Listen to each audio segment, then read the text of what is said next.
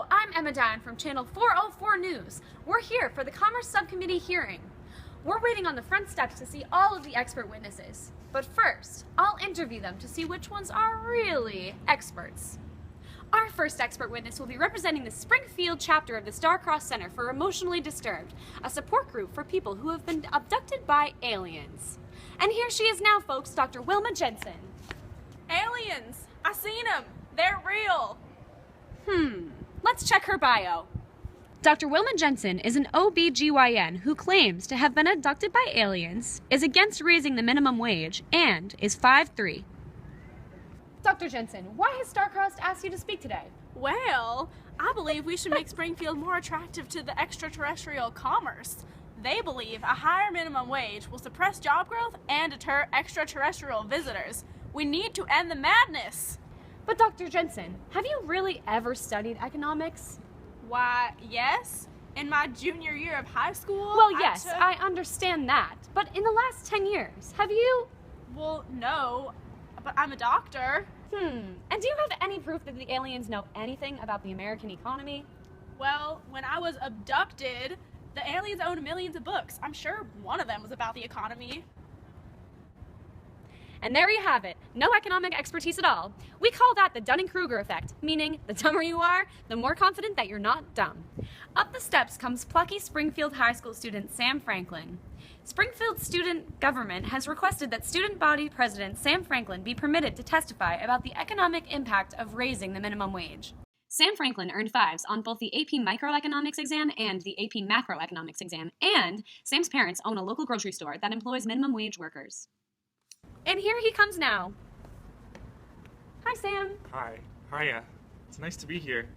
I didn't know that there'd be a camera. Let's get right to it, Sam. What makes you think you qualify as an expert witness to talk about the raise of the minimum wage? Well, my parents employ me and my friends at their grocery store, and we're saving up to buy concert tickets. And so, I think if we raise the minimum wage, then we could get the tickets faster. You seem a little biased here, Sam. Well, I guess wait a sec. Are you using a hairbrush? We'll be asking the questions here, Sam. Sorry. Well, anyway, yeah. I read that 93% of Americans are living on minimum wage right now, so. And where'd you hear that? From MSNBC Twitter. It's cool. It had the logo and everything. Are you sure MSNBC really tweeted that? Yeah, their logo is the rainbow turkey thing, right? Let's look at that tweet. There seems to be a lot wrong here. You know, according to a civic online reasoning study, kids your age might not be as informed as you think you are. Despite your generation's fluency with social media, many students are unaware of basic conventions for indicating verified digital information. At the high school level, one assessment tested whether students were familiar with key social media conventions, including the blue checkmark that indicates an account was verified as legitimate by Twitter, and only a quarter of the students recognized that and explained the significance of the blue checkmark. And over 30% of students argued that the fake account was more trustworthy because of some key graphic elements that it included. In this tweet, there is no blue checkmark, and the MSNBC logo is backwards. Wow, man. I didn't even notice. Such a shame to see such a bright young student crushed by my talented investigative skills. Moving on, we have Rochelle Murphy approaching. Time for 10 Springfield is the community organization promoting the minimum wage increase. Rochelle completed her GED while working at Franklin's Shop Plus, where she earned minimum wage. At the time, she relied upon food stamps and other programs to support herself and her son. She is now an assistant manager at Williams Natural Foods and leads Time for 10 as a volunteer. And here she comes now! Excuse me, ma'am. What do you think of the minimum... Excuse me, ma'am? Excuse me?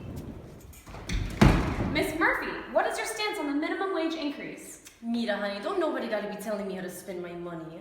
I work hard for me and my son. I went to school, I studied, and now I'm assistant manager. I'm living it up in the USA, baby. So you want the increase? Hell yeah, what kind of stupid question is that?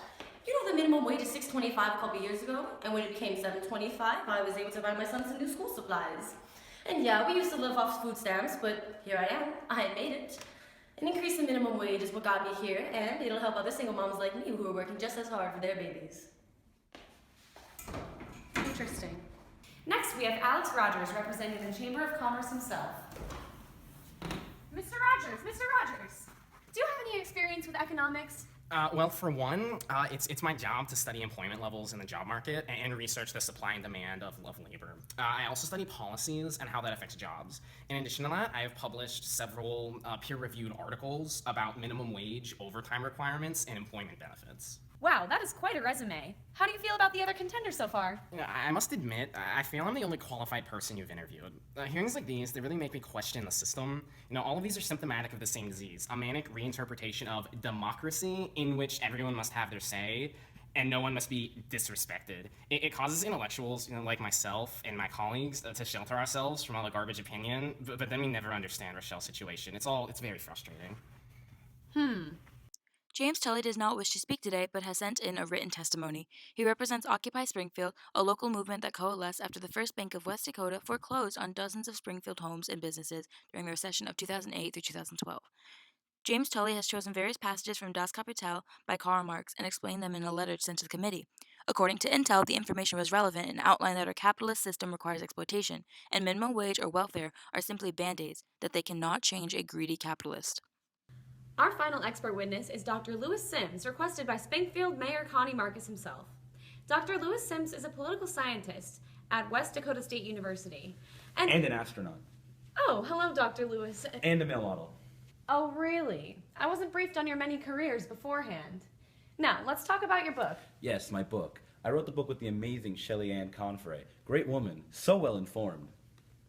Actually, she's been known to state false facts. Nope, great woman. Next question. Sir, could you please step down from the platform? I'm okay, thank you. All right, so what is your history with economics? Well, I've studied the repercussions of raising the minimum wage. So you have an educational background in this subject. Yes, I've also discovered Jupiter, Saturn, and every other planet. I think that's all we need to know. So, let's review our candidates. Dr. Wilma Jensen cannot be considered a witness expert, despite the fact that she has a PhD. Doctors are intelligent, but should only be trusted in the medical field and always questioned regarding economics. Sam Franklin is a bright scholar and well-versed in economics. However, because of his age, he relies mainly on social media for his facts. This is not to say that young age automatically discredits a witness, but in this case, Sam Franklin loses credibility because of where he receives his information, and the fact that he is not seriously affected by the subject. On the opposite side of the spectrum, there is Rochelle Murphy. Rochelle is directly affected by the minimum wage and has experience in this exact field. While Rochelle may not understand the policy work that goes into Springfield's economy, she leads an advocacy group, and stories like hers are influential in deciding whether or not the minimum wage needs to be raised. While Rochelle's expertise is more experiential, Alex Rogers and Dr. Lewis Sims are the educational aspect. They both have rigorously studied law and economics, and have published literature on the subject matter. The difference between the two is that Alex Rogers has been peer-reviewed, which means a panel of experts supports his claims, and Dr. Lewis Sims has a track record of lying during interviews and stating false facts. One's credibility is crucial to determine an expert. Finally, James Tully. Although he is a bit of a wild card, and from a disorganized group, the sections he chose from Das Kapital are relevant to the subject matter and provide solid evidence regarding minimum wage. For Channel 404 News, I'm Emma Dion, signing out.